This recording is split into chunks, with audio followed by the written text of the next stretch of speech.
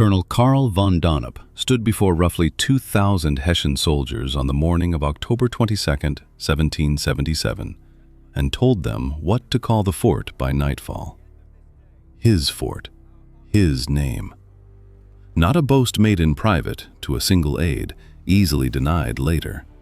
A declaration made to the men he was about to lead against an American earthwork on the New Jersey shore of the Delaware River. A promise that by the time the sun went down, Fort Mercer would carry his name instead.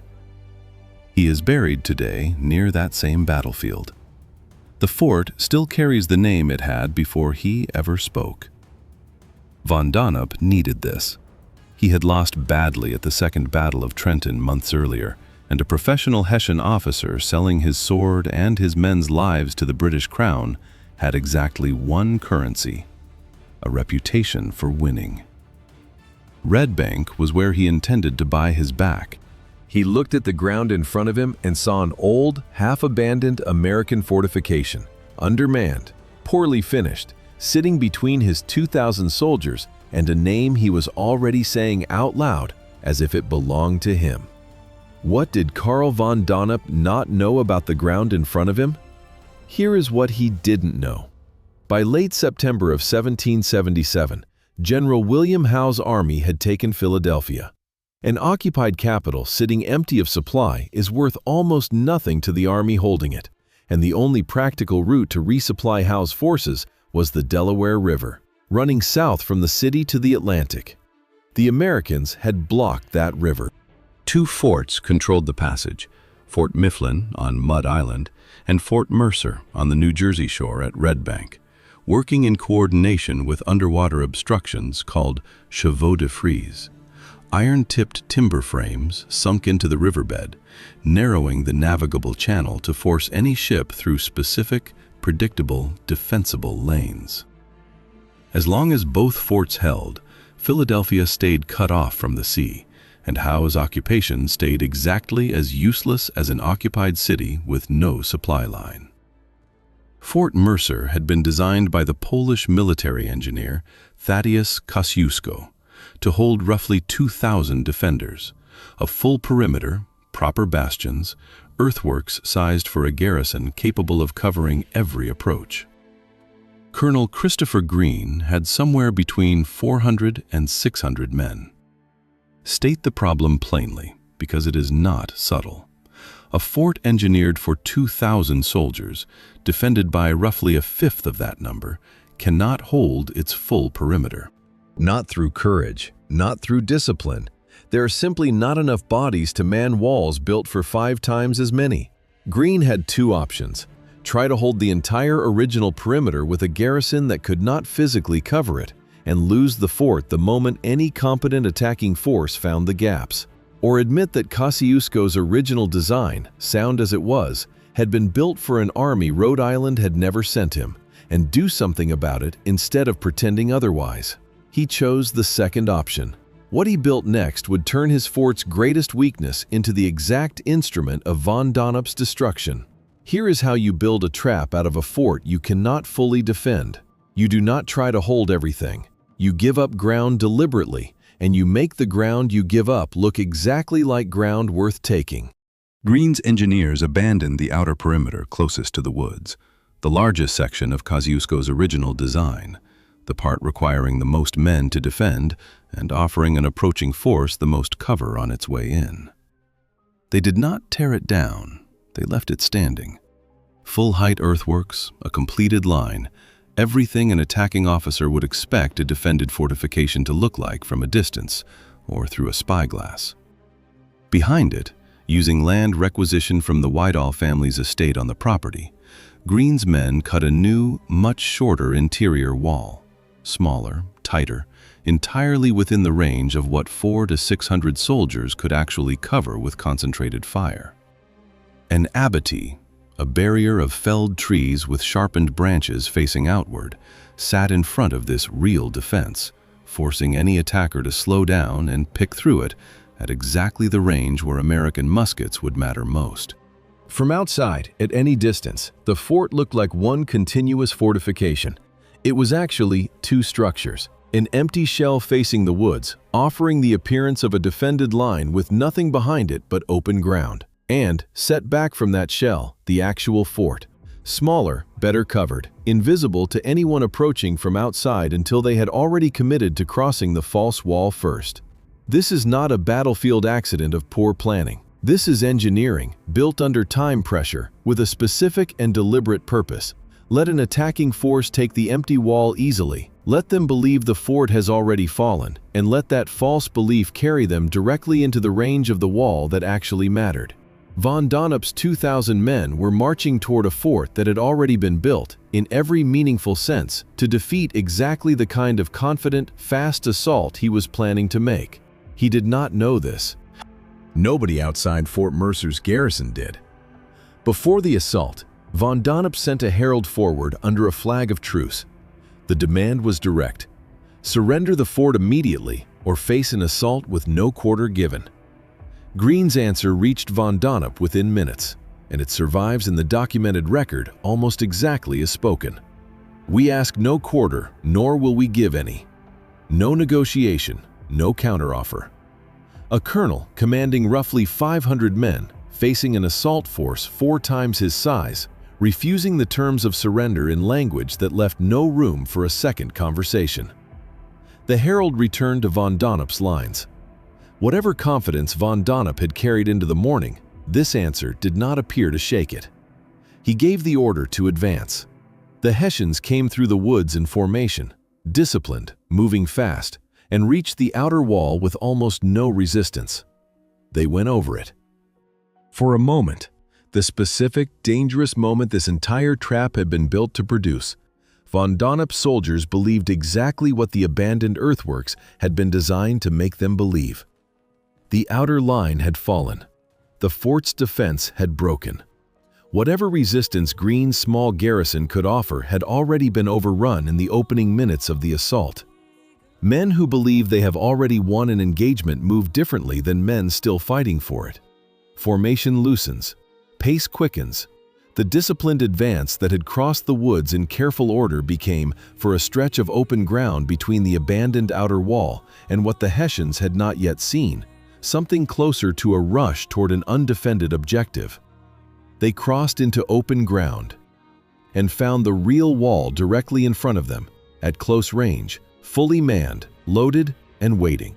Fire opened from Greene's inner line with the specific, devastating effect of muskets aimed at a target that had just discovered, too late, that it was standing in the open with nowhere to take cover. The abattis in front of the wall, the felled trees with branches sharpened outward, slowed men who needed speed more than they had needed anything all morning. American artillery, positioned to sweep the exact ground the Hessians were now standing in, added to a field of fire that had been designed, weeks earlier, for precisely this moment. Von Donop's soldiers had crossed one wall, believing the fort was theirs, and walked directly into the wall that had been waiting for them the entire time. Colonel Karl von Donop went down in that ground, hit and mortally wounded, in front of a real defense he had never seen coming, because the fake one had done exactly what it was built to do. If you like watching a plan collapse in the exact spot its architect was most confident about, hit subscribe, because what happens to the man who made that boast in Chapter 1 is the part most accounts rush past. Von Donop lived roughly 3 more days after the assault, carried from the field, mortally wounded, his men in retreat around him. His defeat at the Second Battle of Trenton months earlier had followed him into this attack in a way that made Red Bank personal rather than routine. A professional soldier with no country of his own in this war, hired out by his sovereign, selling his command and his men's lives for a reputation that Trenton had already damaged. Red Bank was supposed to be the correction. The name he had promised his soldiers by nightfall was meant to replace the name Trenton had already attached to him. Words attributed to him while dying survive in multiple accounts, though not verified as exactly what he said. That he died a victim of his own ambition and of the avarice of his sovereign. A dying man's accounting, if the words are genuine. of exactly what had brought him to this specific patch of New Jersey ground. Fighting someone else's war for someone else's profit, chasing a name he never got to keep. Roughly a third of his force was killed, wounded, or captured in the assault. American losses were comparatively light. Greene's small garrison, fighting from behind the wall von Donop never saw until it was already firing on him, had absorbed the attack of 4 times their number and broken it. The fort still bears the name it carried before von Donop ever spoke to his men that morning. He asked no quarter of the ground in front of him, and the ground gave him none. The evening of October 22nd brought a different kind of danger to the Delaware, one with no boast attached to it and no reputation to defend. British warships had begun moving upriver that evening, maneuvering into position to support a bombardment planned for the following day, a coordinated effort to finish what von Donop's land assault had failed to accomplish, reducing Fort Mercer and Fort Mifflin by naval fire, where infantry had already failed. The Delaware at Red Bank was not open water. The chevaux de frise sunk into the riverbed weeks earlier had narrowed the channel deliberately, forcing any vessel through specific passages that American engineers had mapped and the British Navy had not. As the tide began to fall that night, the 64-gun HMS Augusta and the smaller HMS Merlin found themselves in water that was no longer where their pilots had judged it to be. The channel narrowed by the obstructions, the tide dropping beneath them at a rate no amount of naval seamanship could outnavigate. Both ships ran aground on a sandbar and stayed there. Grounded, exposed, waiting for a morning that would not save them. There is a particular strangeness worth sitting with here. A battle von Donop had tried to win through confidence and speed had just been followed, hours later, by a disaster that no human decision had caused at all. The tide does not boast. It does not choose targets. It simply falls, on schedule, indifferent to whatever ships happen to be sitting above the sandbar when it does.